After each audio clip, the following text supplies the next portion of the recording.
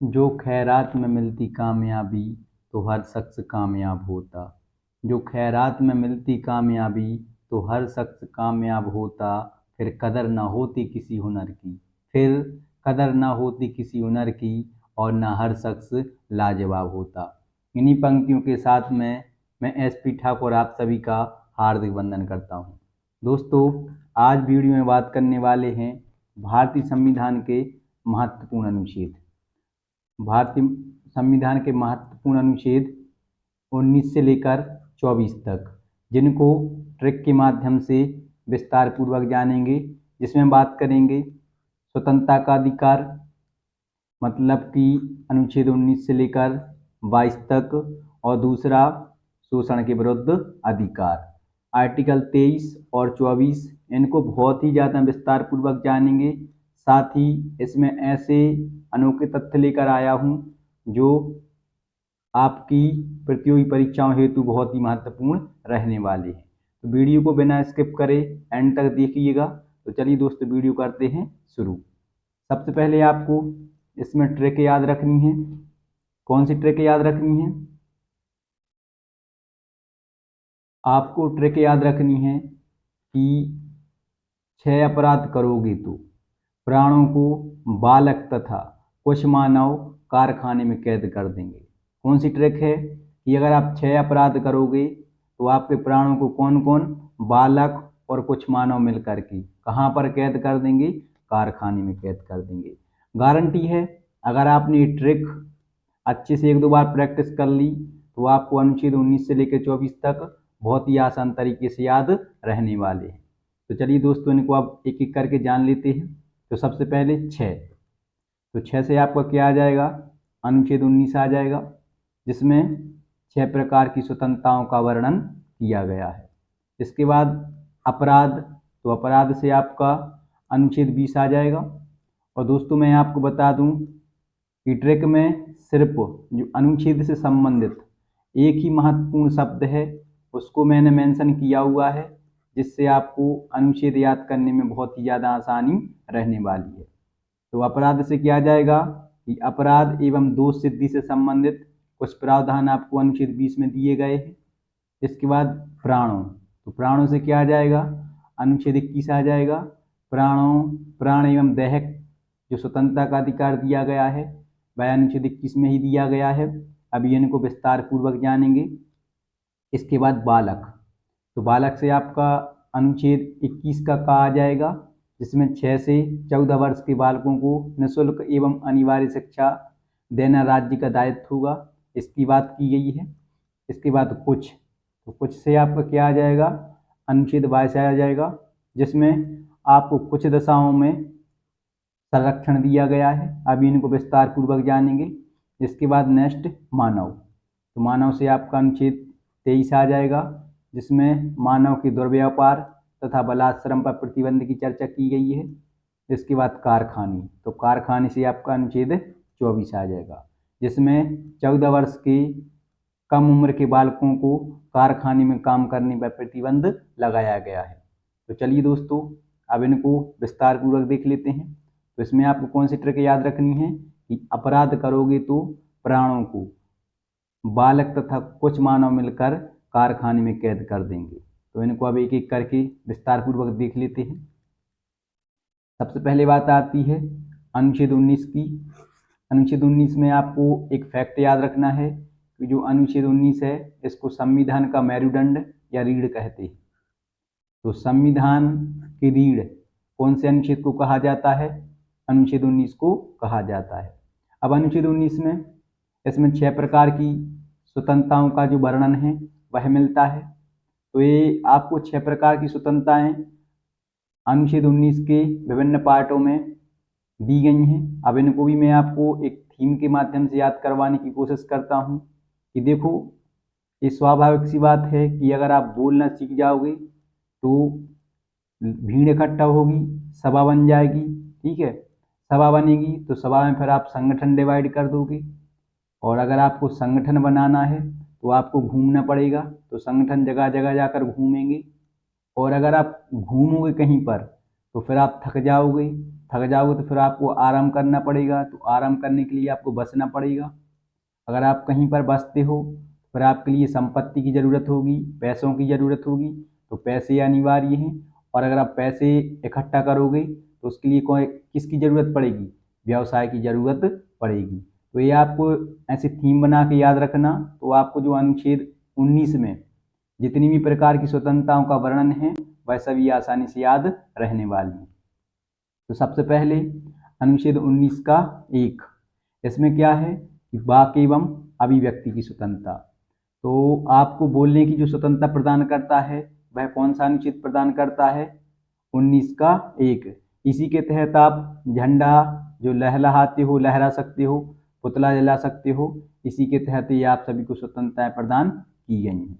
इसके बाद देखो बोलना से आपका आ गया ना, अनुच्छेद 19 का 1 का ये इम्पोर्टेंट है। इसी के तहत जो मीडिया है, भारत की मीडिया को स्वतंत्रता प्रदान की गई है, वह इसी अनुच्छेद के तहत की गई है। इसके बाद अनुच्छेद 19 का 2, जिसमें आप सभा करने की स्वतंत्रता प्रदान की गई है। आप बिना हथियार के कहीं पर भी सभा कर सकते हो, यह आपको अनुच्छेद 19(2) के तहत स्वतंत्रता प्रदान की गई है। इसके बाद अनुच्छेद 19 का 3, संगठन, संघ एवं सहकारी समितियां बनाने की स्वतंत्रता आपको जो प्रदान करता है वह अनुच्छेद 19 का 3 करता है। और जो इसमें सहकारी समितियां शब्द हैं यह बाद में जोड़ा गया था। 97वें संविधान संशोधन अधिनियम 2012 के तहत, इससे पहले ये शब्द नहीं था, इसमें संशोधन करके ये सहकारी शब्द जोड़ा गया है। इसके बाद अनुच्छेद 19 का 4, जिसमें आप भारत में निर्विवाद रूप से सर्वत्र कहीं भी घूम सकते हो। अनुच्छेद 19 का 4 का 5 है। जो अनुच्छेद 19(5) है यह आपको क्या कहता है कि आप भारत में कहीं भी बस सकते हो, कहीं भी रह सकते हो। इसके बाद अनुच्छेद 19 का 6, जिसमें आप संपत्ति अर्जित कर सकते थे, लेकिन अब इसको मूल संविधान से हटा दिया गया है।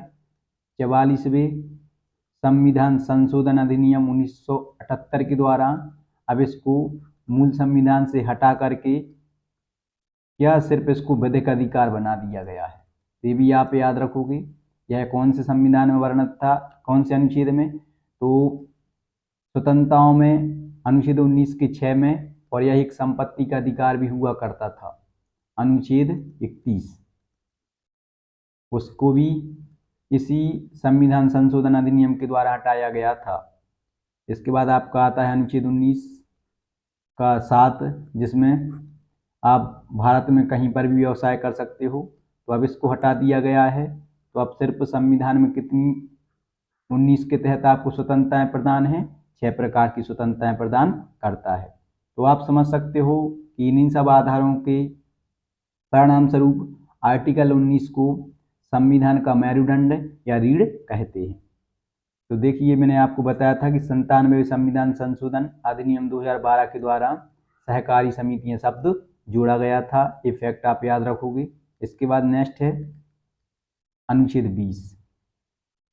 अनुच्छेद 20 जो कि अपराध एवं दोष सिद्धि के संबंध में आपको संरक्षण प्रदान करता है। तो अब ये अपराध एवं दोष सिद्धि के संबंध में आपको किस प्रकार का संरक्षण प्रदान करता है, तो इसके अंतर्गत आपको 3 अनुच्छेद पढ़ने हैं। अनुच्छेद 20 का 1, अनुच्छेद 20 का 2 और अनुच्छेद 20 का 3। जो अनुच्छेद 20 का 1 है यह क्या कहता है कि आप किसी भी व्यक्ति को तब तक दोषी नहीं ठहरा सकते जब तक कि उसने उस समय जो लागू कानून था उसका उल्लंघन न किया हो। तो अगर कोई व्यक्ति लागू कानून का उल्लंघन नहीं करता है तो आप उसको दोषी ठहरा नहीं सकते। यह कौन सा अनुच्छेद कहता है, अनुच्छेद 20 का 1 कहता है। इसके बाद अनुच्छेद 20 का 2, डबल जीओपार्डी याद रखोगे, मतलब कि आप एक ही अपराध के लिए एक व्यक्ति को न्यायालय से सिर्फ एक बार ही सजा दे सकते हो, 2 बार सजा नहीं दे सकते। यह कौन सा संविधान का अनुच्छेद कहता है, अनुच्छेद 20 का 2 कहता है कि एक ही अपराध के लिए एक व्यक्ति को न्यायालय से 2 बार दंडित नहीं किया जा सकता, डबल पार्टी। आर्टिकल 20 का 2। इसके बाद अनुच्छेद 20 का 3, सेल्फ इंक्रिमिनेशन, मतलब कि किसी व्यक्ति को स्वयं साक्षी मतलब कि स्वयं गवाह होने के लिए प्रेरित नहीं किया जा सकता। यह कौन सा अनुच्छेद कहता है? अनुच्छेद 20 का 3 कहता है। इसके बाद नेक्स्ट अनुच्छेद 21, प्राण एवं दैहिक स्वतंत्रता का अधिकार जो प्रदान करता है वह कौन करता है? आर्टिकल 21 करता है। और इसी के तहत जो व्यक्ति हेलमेट नहीं लगाते हैं और जो धुआं देने वाले वाहन होते हैं उन पर जो पुलिस चालान काटती है वह इसी अनुच्छेद के तहत काटती है। अगर आप हेलमेट नहीं लगाते हो और जो धुआं देने वाले वाहन रहते हैं उन पर जो पुलिस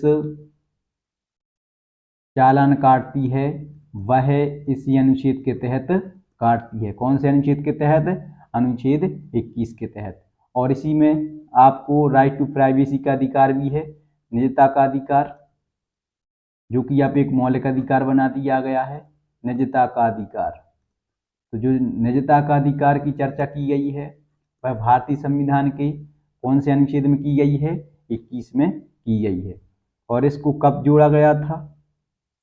तो इसको पुट्टास्वामी वर्सेस, ये फैक्ट आप याद रखना, ये पूछे जाते हैं। पुट्टास्वामी वर्सेस भारत सरकार केस 2017 में सुप्रीम कोर्ट ने 9 न्यायाधीशों की एक जो बेंच बैठी थी उसने ही जो निजता का अधिकार है इसको मौलिक अधिकार घोषित किया था, मूल अधिकार घोषित किया था। ठीक है। और जो BN कृष्णा समिति, कौन सी समिति? BN कृष्णा, जो BN कृष्णा समिति है इसी की सिफारिशों के आधार पर जो पर्सनल डाटा प्रोटेक्शन एक्ट है वह 2019 में पारित हुआ है। तो पर्सनल डाटा प्रोटेक्शन एक्ट कौन सी समिति की सिफारिशों के आधार पर पारित हुआ है? BN कृष्णा समिति की सिफारिशों के आधार पर पारित हुआ है। और कब हुआ है? तो 2019 में हुआ है। इसको मूल अधिकार कब बनाया गया है?